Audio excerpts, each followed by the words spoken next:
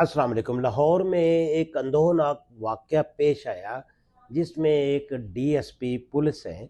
उन्होंने अपनी बीवी और बच्ची को कत्ल कर दिया और उनकी जो लाशें थी वो मुख्तलिफ जगह पर किसी नाले में फेंक दी। सवाल ये पैदा होता है कि आखिर एक बाप इतना जालिम क्यों हो सकता है कि वो अपनी 18 साल की बेटी को जान से मार दे और ख़ुद जो है वो बिल्कुल पुरस्कून होकर फिरता रहे। इस वाक़या की जो मुहर्रकात हैं वो कुछ नफ्सियात से जुड़ी हुई हैं। हमारे मुआशरे में ये चीज़ एक ऐसी शराइत कर गई है जिसमें माँ जो है वो औलाद को हमेशा बाप के ख़िलाफ़ भड़काती है। बचपन में बच्चा जब छोटा होता है तो कोई भी बच्चा उल्टा सीधा काम करे तो उसको माँ फ़ौरन कहती है, आने दे तेरे बाप को, मैं सब कुछ बताऊंगी। तो बच्चा एक खौफ में मुब्तला हो जाता है। बच्चा ये समझता है कि बाप जो है वो मेरा दुश्मन है, या बाप कोई ऐसी गलत चीज़ का नाम है कि जो खौफ की अलामत समझी जाती है। यहाँ से बच्चे के ज़हन में एक चीज़ डेवलप होती है। ये मैं आपको सही बात बता रहा हूँ। जितने भी घरों में मसले मसाइल हैं उनमें ज़्यादातर जो मैं समझता हूँ वो जो औरत होती है, चाहे वो माँ हो, बीवी हो, बहन हो, बेटी हो, उसका कहीं न कहीं किसी न किसी सूरत ज़रूर इसमें अमल दखल होता है। अब बच्चे के ज़हन में जब ये बात आहिस्ता आहिस्ता डाली जाती है, बच्चा स्कूल नहीं गया तो उसको ये कहा जाता है कि आपका बाप आ जाए तो मैं बताऊंगी। बच्चे ने मोहल्ले में कोई शरारत कर दी, कोई उल्टा सीधा काम कर दिया तो फ़ौरन उसको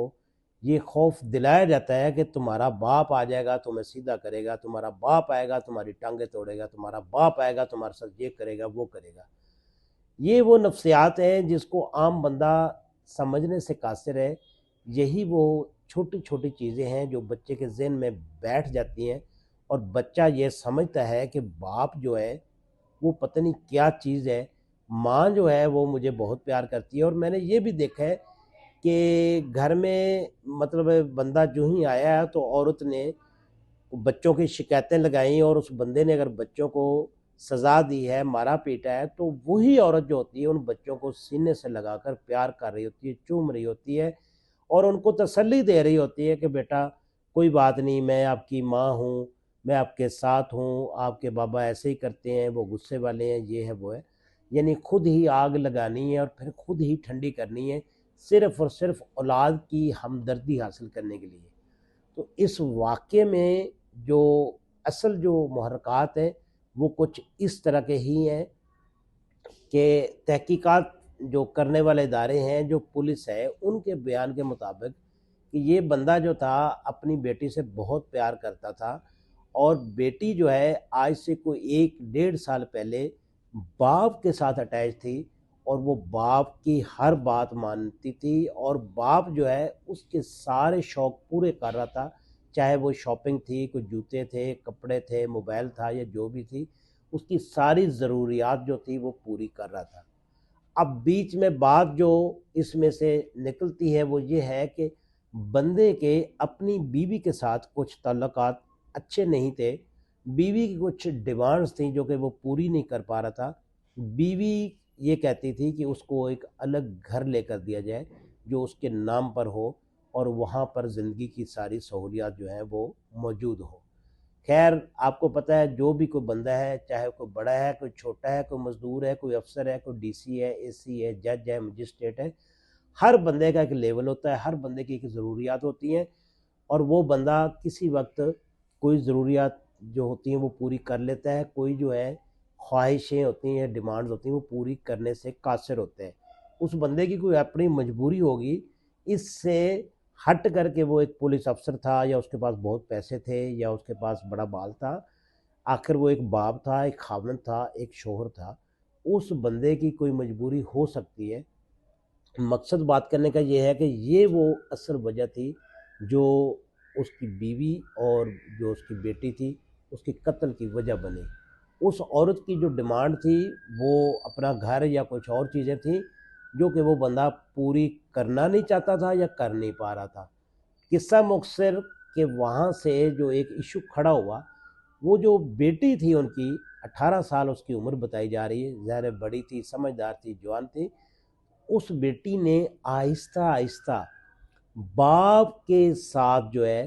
وہ محبت یا اس کا لگن یا لگاؤ جو تھا وہ کم کرنا شروع کر دیا اور ماں کے ساتھ اٹیچ ہو گئی۔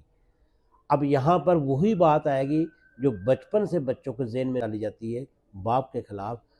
اب وہ باپ جو تھا، جو ظاہر ہے اس کی اولاد تھی، بیٹی تھی، پیار بھی کرتا تھا، اس کو دکھ بھی ہوا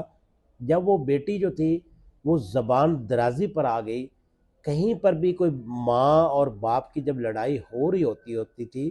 تو وہ کیا کرتی تھی، وہ بیچ میں لقمہ دیتی تھی یا بیچ میں کچھ ایسے جواب دیتی تھی جو کہ باپ کو برداشت نہیں تھے۔ یعنی اس عورت نے جو بیٹی کو کہانیاں پڑھانا شروع کی یا اس کا ذہن جو تھا اس کو الٹے سیدھے راستے پہ لگانا شروع کیا، وہ بچی تھی، ناسمجھ تھی، اس نے بھی باپ کو دشمن ہی سمجھا اور وہ ٹوٹلی جو تھی وہ ماں کی سائڈ پر ہو گئی، جس وجہ سے اس بندے کو بہت تکلیف ہوئی۔ اور ظاہر ایک باپ ہے یار، باپ کی جگہ پر کھڑے ہو کر سوچے کہ باپ نے اتنا بڑا قدم کیوں اٹھایا۔ وجہ یہی تھی کہ جب وہ عورت اس بندے کے ساتھ کوئی تو تکار کرتی تھی، کوئی لڑائی جھگڑا کرتی تھی، کوئی بحث مباحثہ کرتی تھی، تو وہ جو لڑکی تھی وہ ماں سے زیادہ بولتی تھی، جس وجہ سے باپ کو بہت تکلیف ہوتی تھی۔ اور یہ جتنے بھی لوگ ہیں، جو بھی بچیاں اس وقت بڑی ہیں سمجھدار ہیں یا بچے بڑے سمجھدار ہیں، ان کو یہ سوچنا چاہیے کہ جس باپ کے خلاف تم لوگ بول رہے ہو